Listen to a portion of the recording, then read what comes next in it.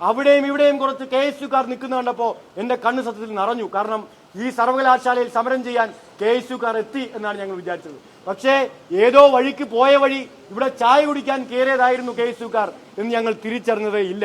ഇതുവഴി പോകുമ്പോൾ KSUവിൻ്റെ ഒരു കൊടിയെങ്കിലും താഴെ വീണ് കിടക്കുമായിരിക്കും എന്ന് ഞാൻ വല്ലാതെ പ്രതീക്ഷിച്ചു പോയി.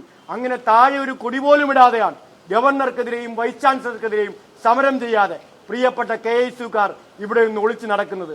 KSUവിൻ്റെ സംസ്ഥാന പ്രസിഡന്റ് പ്രിയപ്പെട്ട ഞങ്ങളുടെ അലോഷ്യസ് സേവ്യർ ചേട്ടൻ കഴിഞ്ഞ ദിവസം പറഞ്ഞത് SFI ഫ്രീസറിലാണെന്നാണ്. അലോഷ്യസ് സേവ്യറിന് മറുപടി പറയാനൊന്നും ഈ വിലപ്പെട്ട സമയം ഞാൻ എടുക്കുന്നതില്ല. പക്ഷേ ഒരു കാര്യം പ്രിയപ്പെട്ട KSUവിൻ്റെ സംസ്ഥാന പ്രസിഡന്റ് അലോഷ്യസ് സേവ്യറിനോട് ഞങ്ങൾ പറയാം, SFI ഫ്രീസറിലാണെന്ന് നിങ്ങൾ കളിയാക്കിക്കോ.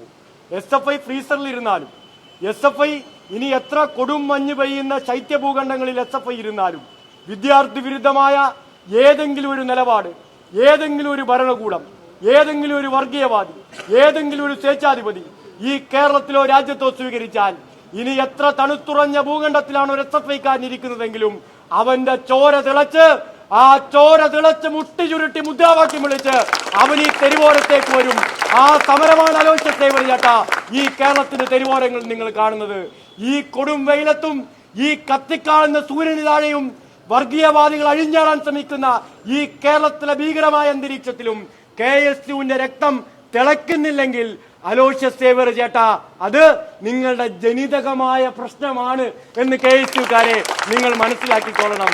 ഈ കത്തിക്കാളുന്ന വർഗീയതയുടെ വെയിലത്തും KSUക്കാരന് രാഷ്ട്രീയം പറയാൻ, സംഘപരിവാരത്തെ തുറന്നു കാണിക്കാൻ, വർഗീയതക്കെതിരായി ഒന്ന് ശബ്ദമുയർത്താൻ ഒരു മൂളൽ കൊണ്ടെങ്കിലും ഒരു പരിദേവനം പോലെങ്കിലും ഈ വർഗീയതക്കെതിരെ ഒന്ന് ശബ്ദിക്കാൻ അലോഷ്യസ് സേവ്യറിനും കൂട്ടാളികൾക്കും ആവുന്നില്ലെങ്കിൽ ഒന്നുകിൽ അത് നിങ്ങളുടെ ജനിതകമായ പ്രശ്നമാണ്, അല്ലെങ്കിൽ VD സതീശൻ പ്രിയപ്പെട്ട ബഹുമാനപ്പെട്ട പ്രതിപക്ഷ നേതാവ് RSS കിട്ടിയ നിർദ്ദേശത്തിന്റെ അടിസ്ഥാനത്തിൽ RSSകാർ പറഞ്ഞതിന്റെ പേരിൽ നിങ്ങളെ മൂക്കുകയറിട്ട് പിടിച്ച് ഇന്ദിരാഭവനിൽ കെട്ടിയിട്ടിരിക്കാൻ.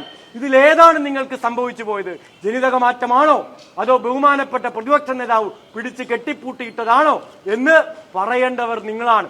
പ്രിയപ്പെട്ട ഞങ്ങളെ KSUവിനോട് പ്രിയപ്പെട്ട പ്രതിപക്ഷ നേതാവിനെ ഉപദേശിക്കാനൊന്നും ഞങ്ങൾ ആളെങ്കില്ലെങ്കിൽ പോലും ചരിത്രം പഠിക്കുന്ന, ശാസ്ത്രം പഠിക്കുന്ന വിദ്യാർത്ഥികൾ എന്ന നിലയിൽ ഒരൊറ്റ വാചകം പറഞ്ഞ് ഞാൻ അവസാനിപ്പിക്കുന്നു.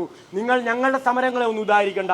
നിങ്ങൾ ആ പാവം പിടിച്ച പഴയ നിങ്ങളുടെ ആദ്യത്തെ പ്രധാനമന്ത്രി ജവഹർലാൽ നെഹ്റുവിനെ ഒന്ന് വായിക്കാൻ തയ്യാറാവണം എന്ന് പറയാൻ ഞാൻ ആഗ്രഹിക്കുകയാണ്.